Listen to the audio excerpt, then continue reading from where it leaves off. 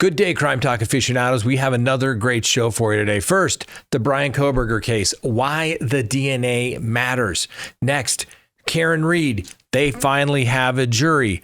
Karmelo Anthony gets his bond released and wants to go house shopping.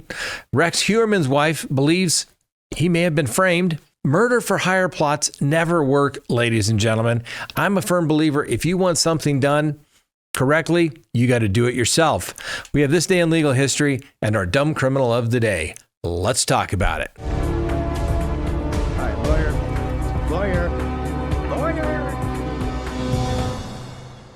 Good day, everyone. My name is Scott Reich, and this is Crime Talk. Thanks for joining us. You know the drill. Subscribe if you haven't. Like if you do. Leave me a comment below and hit that little bell for notifications. And yes, you can check us out on any of your favorite podcasting apps. Now, before we get to the day's docket, let's do a couple of things for business. First, go to CrimeTalkSearch.com. Sign up for that background subscription service today. When you do, you literally get a background report prepared while you wait, and then it is emailed to you, and you can even get updates if you desire. It's going to have information such as somebody's phone number, email addresses associated with them, their social media. You're going to find out if they have a criminal history. Do they have to register as a sex offender? Are they married? Are they divorced?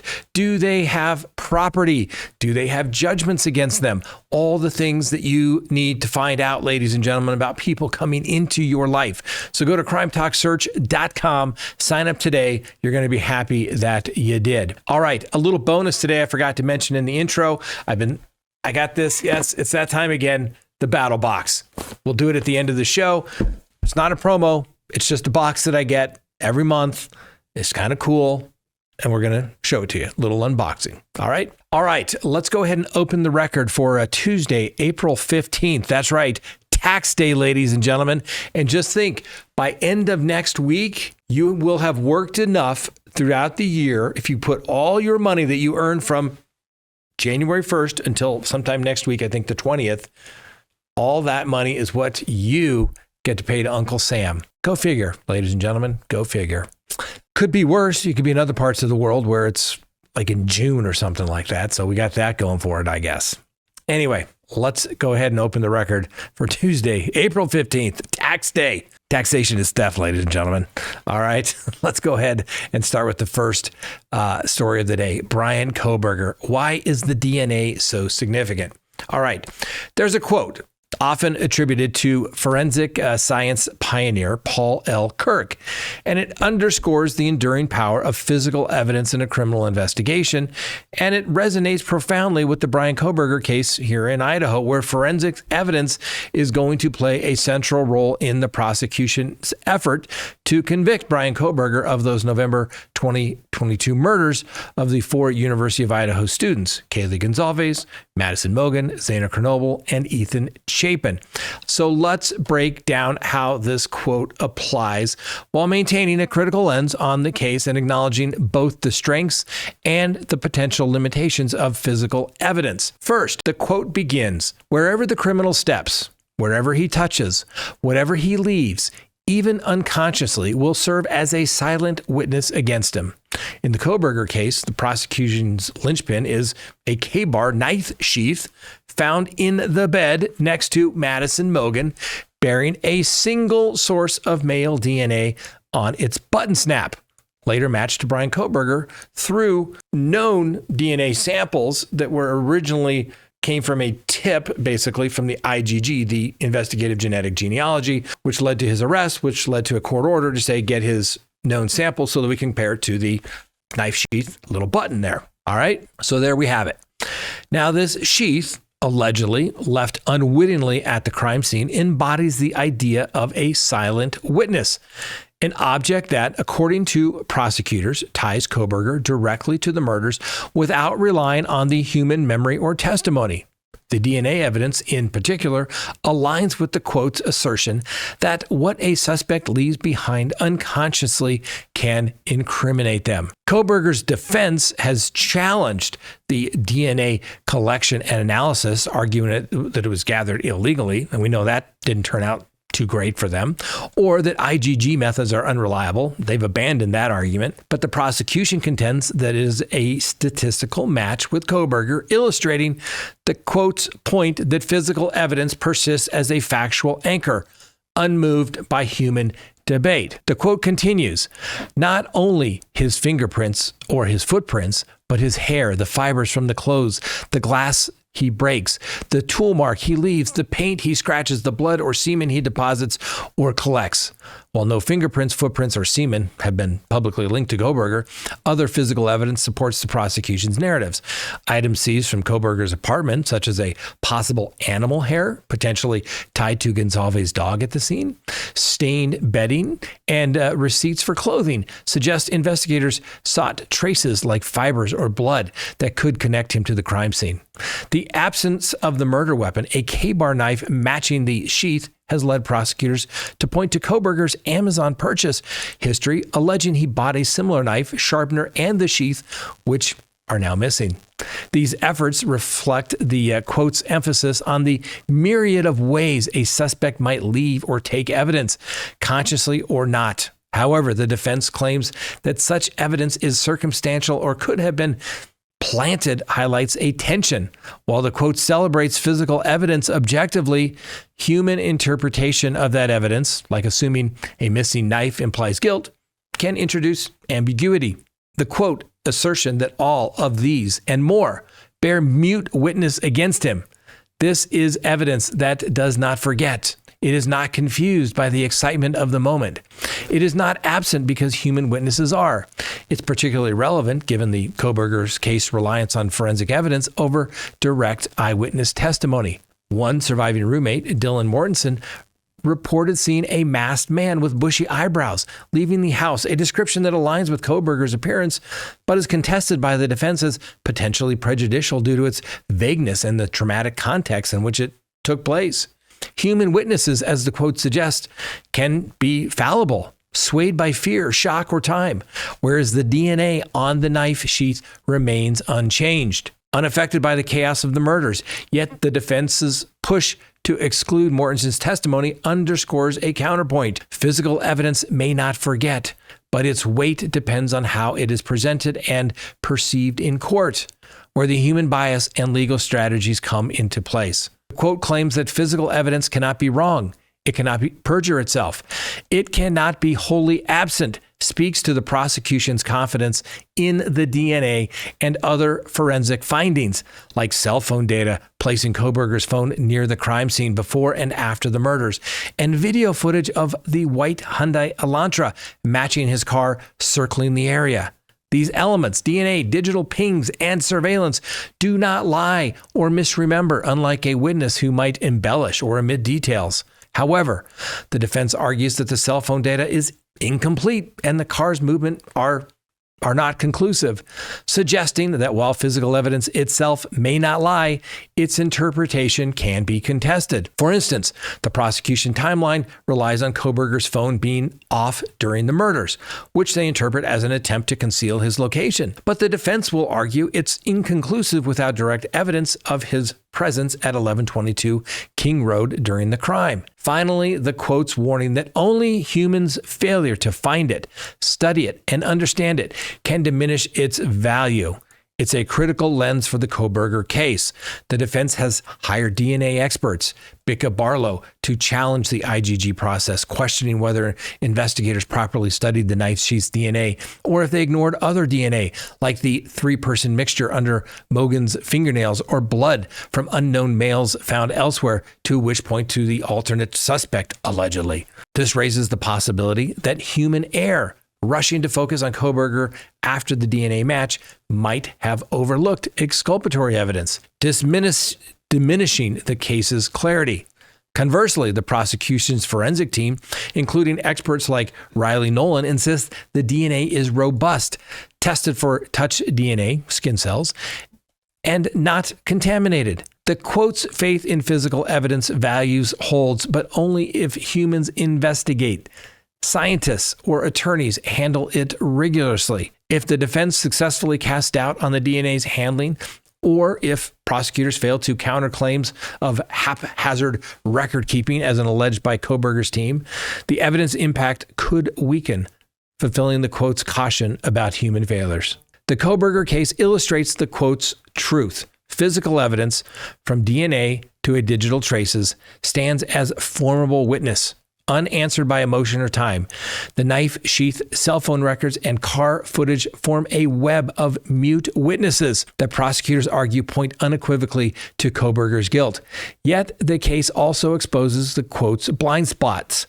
Physical evidence power hinges on humans' competence and courtroom persuasion. The defense's challenges reminds us that while evidence doesn't lie, people can misread, manipulate, or dispute it, making the trial a battle, not just of facts, but of their interpretation.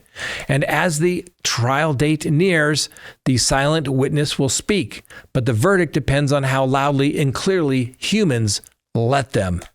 Next on the docket, Karen Reed. Yes, we finally have a jury. 591 candidates over 10 days during the jury selection process, because the court was seeking 18 jurors. Obviously, 12 will wind up deliberating with 6 as alternates.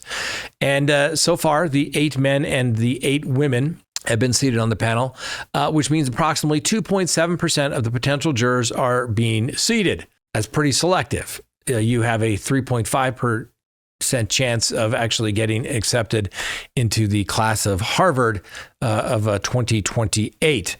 So of the 54 people in Tuesday's pool of prospective jurors, 43 had heard about the case, 26 had formed an opinion, and 8 said that they had a bias. 25 said they would suffer a hardship if they had to serve on the case, but they finally got the jury. Now, there's going to be motions hearings tomorrow.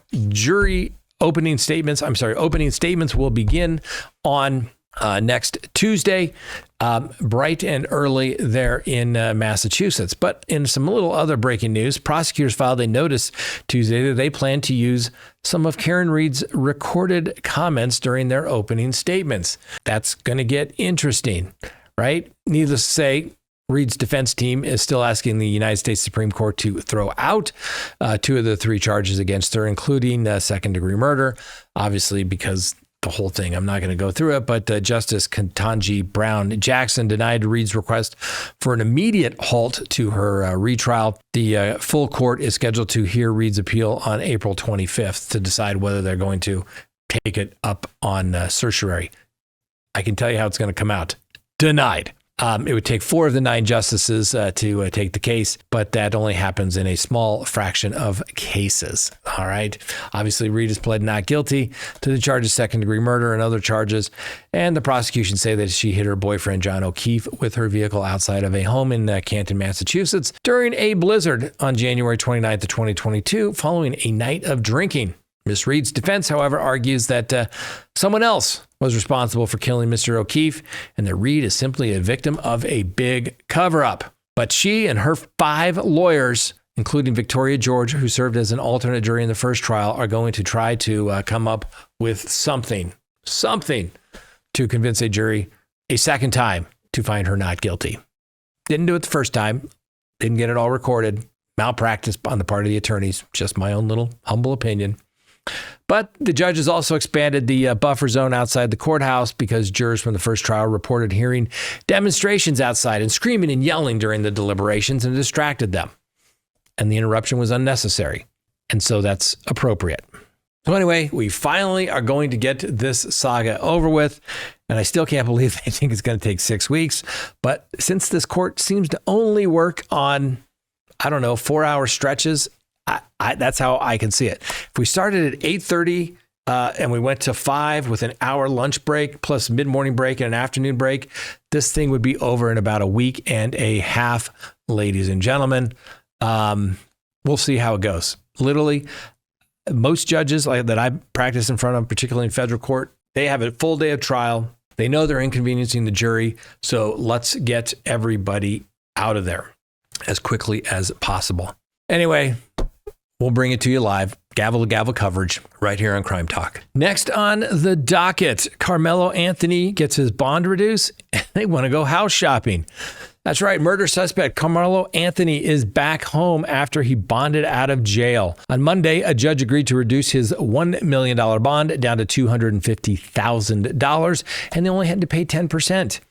Now, Mr. Anthony, who is only 17, is charged with first-degree murder in the stabbing death of another 17-year-old, Austin Metcalf. All this took place at a track meet earlier this month, and after the judge granted his bond reduction, Anthony was given his terms of release.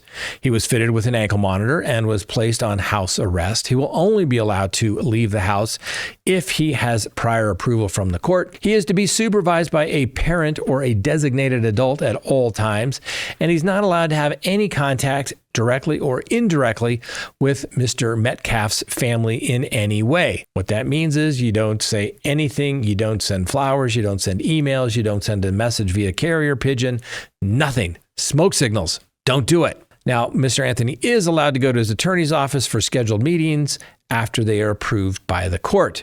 He must check in with the bailiff every Friday morning until the case is moved to a different court. Now, the court requires Anthony's family to update their address with the Collin County Sheriff's Office if they need to relocate because of safety concerns. Violating his bond conditions, though, will land the 17-year-old back in jail. The judge also advised Anthony to stay off of social media. Now, after Anthony was arrested, his initial bond was set at $1 million. He was then arraigned, and then the bond reduction hearing was set. After his bond was reduced, his family posted the bond, and he was released from jail, and he's been placed, like I said, on home arrest. There will obviously be many hearings scheduled between now and any possible trial date, and the prosecutors in this case will seek a grand jury indictment. Now, during the grand jury, only the state may present evidence, and if the grand jury believes the state has evidence to go to trial, Anthony will be indicted. If not, he will there'll be no charges, and it's called what they refer to as a no bill. The original charge will be dropped. The state would seek a different charge if that were to happen. If he is indicted, there will be no preliminary hearing, but there will be pretrial motions. Each side will prepare their case, and they will obviously try and negotiate a plea. If there's no plea agreement, a trial date will be set. At that time, the defendant will decide to have to go to a trial, have a trial to the court, or to have a jury. If the defendant chooses a jury trial, the jury would have to be unanimous, obviously. And if he's found guilty, obviously he's not going home. If he's convicted, there will be a sentencing hearing. Now, after the sentencing hearing, the defendant may request review of the conviction to the appellate courts, and there must be some specific error that the judge made that resulted in an unfair trial, not just because you don't like the verdict. Now, how did all this happen, right? What's the backstory? First, Austin Metcalf. He's a 17-year-old junior at Memorial High School in Frisco, Texas. He was killed at the District 11 5A track meet at their district stadium on April 2nd. Police said a student from Centennial High School in Frisco, Karmelo Anthony, stabbed Metcalf in the chest during a fight. An arrest report said that Anthony told a school resource officer that Metcalf put his hands on him, and after the officer mentioned to the others that he had the alleged suspect in custody, the report states that Anthony said, "I'm not alleged, I did it." The report also states that Anthony also asked the officer if he's going to be okay, asked if what had happened would be considered self-defense. Well, witnesses told police that Anthony was sitting under their tent and was told to leave. Anthony allegedly told Metcalf, "Touch me and see what happens." That's according to the arrest affidavit. One witness told police that Metcalf then pushed Anthony to get him out of the tent.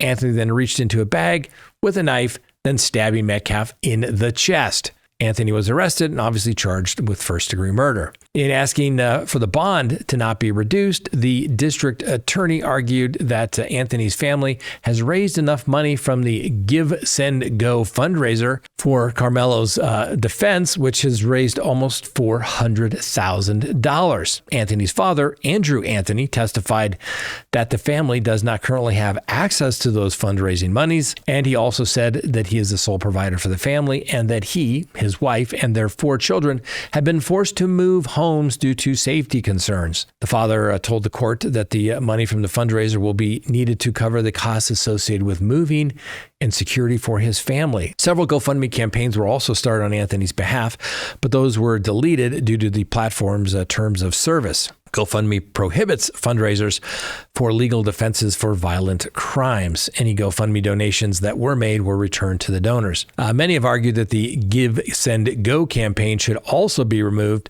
but one of the co-founders on the platform recently defended the decision to keep the fundraisers going. Now, the family did state that they may have to use some of that money when they do get their hands on it to go house shopping, to get a house in a gated community because of safety concerns. I don't know what's exactly in the GoFundMe, Fund, Send, Go, whatever it's called. It doesn't really matter. But I wonder if those people thought it was going to be for the legal defense team, not relocating to a gated community. We'll see. Listen, a tragic situation. Obviously, it's not a whodunit. The question is going to be, is it going to be question of fact of whether it's self-defense and we're not self-defense? He said he did it. Those statements are more than likely coming in from everything that I've seen. Young Karmelo Anthony, though, makes a huge mistake. I get it. Nobody wants to be in custody. But guess what? When you're out of custody, you don't get any pre-sentence confinement credit if you ultimately do get sentenced.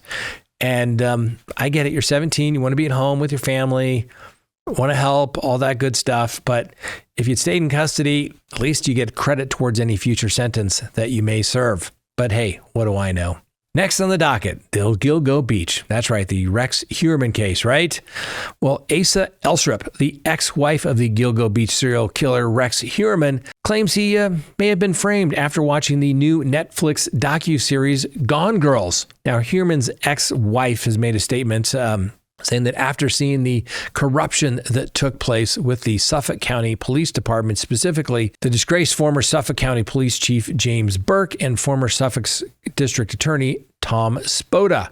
Burke, who was the police chief from 2012 to 2015, has been accused of hampering the Gilgo Beach serial killer probe by booting the FBI off the case in the early stages of the investigation. And guess what? He was sentenced to 46 months in prison after the 2012 beating of a man who took a bag of porn and sex toys from his cop car, then tried to cover up the attack. Now, Spoda, who's 82, resigned in 2017 and was later indicted on federal charges of obstruction, corruption, and witness tampering in the investigation of the police chief, James Burke. Well, Elstrup's legal team stated that the corruption has left her questioning the state of the investigation into her now ex-husband. Was Heuermann framed? Elstrup has theorized the possibility of this being the case, especially after watching the new Netflix series, which confirms the major corruption that persisted throughout Suffolk County and the subsequent impact on innocent defendants and their loved ones.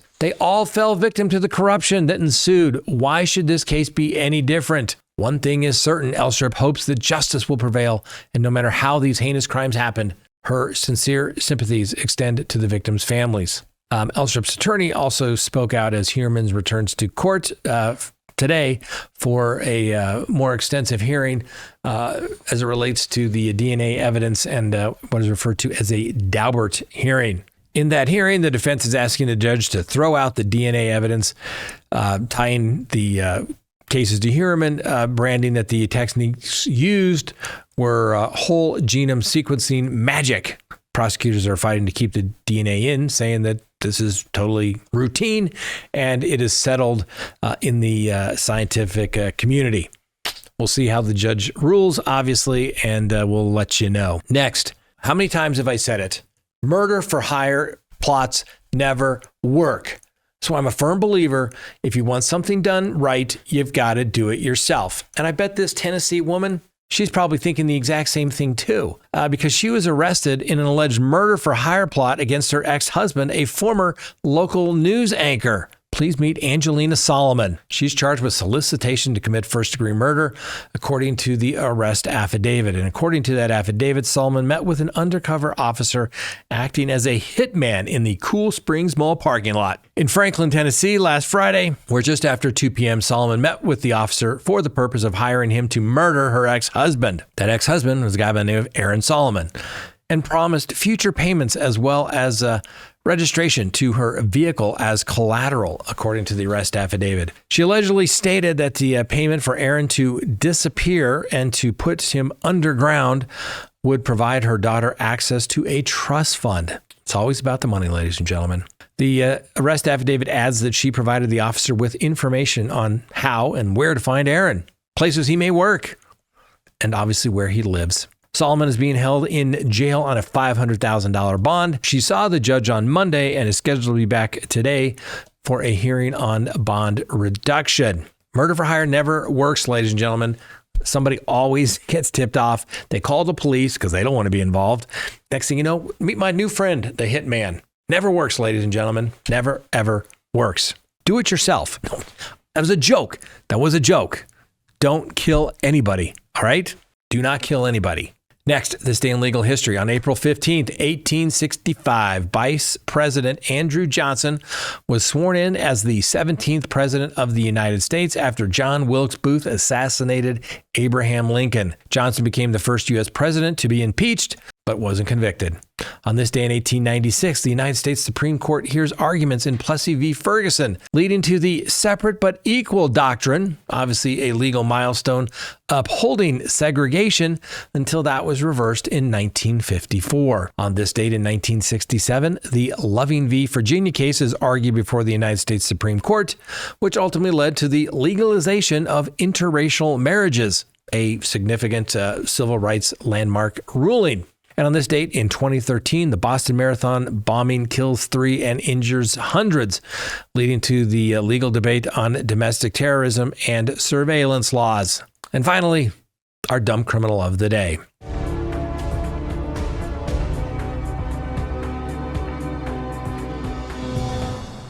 A woman was accused Tuesday of making hundreds of reservations at a Cumberland County hotel in Pennsylvania and then canceling them. By canceling the fraudulent reservations, Taryn Dixon of Camp Hill, Pennsylvania, allegedly cost the hotel thousands of dollars because the no-show fee was only a percentage of the reservation price. That's according to the criminal complaint.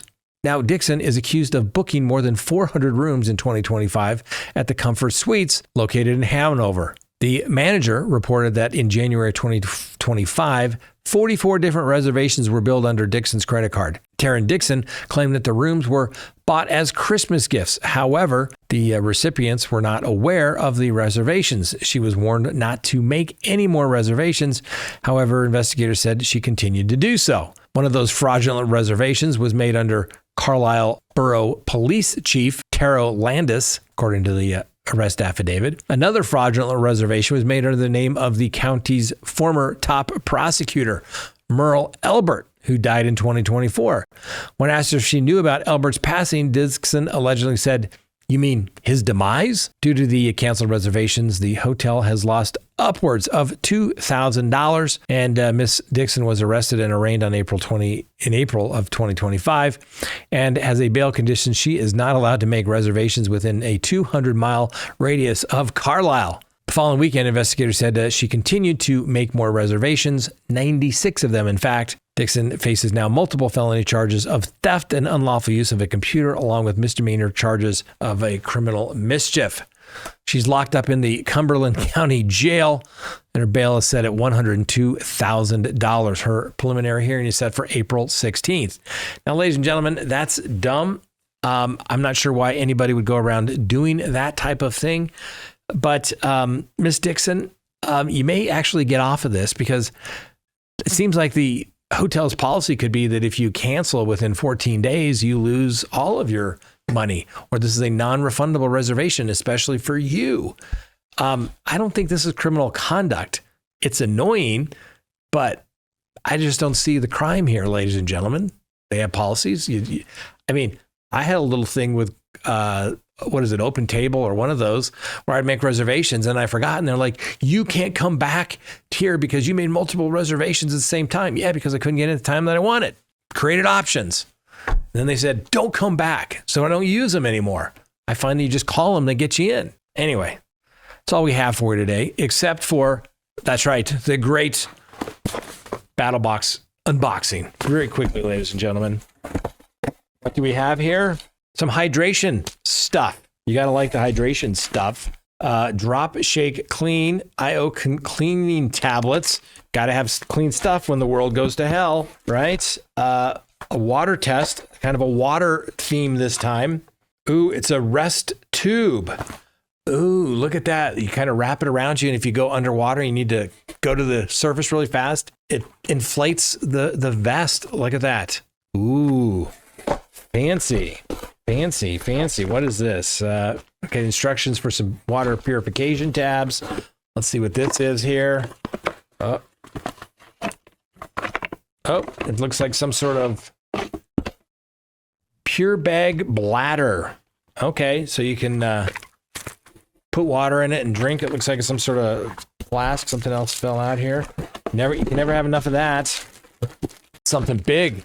A big shower. It looks like some sort of shower. We'll have to look at the book here because we're not really sure.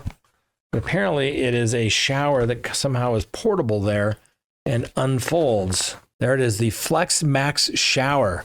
The portable shower system turns any water source into a full-on pressurized shower. Now, everybody likes pressurized showers, right? So if you're washing off of sweat and dirt after a long trek, cleaning your gear, or rinsing dishes at camp, the Max shower delivers strong water pressure. And finally, what would a battle box be if you didn't get a knife, right? I mean, it's not really a knife, right? Let's see if I can get this open here. Okay. Oh, look. What is it? That scene? Here's your knife. Oh, that's not a knife.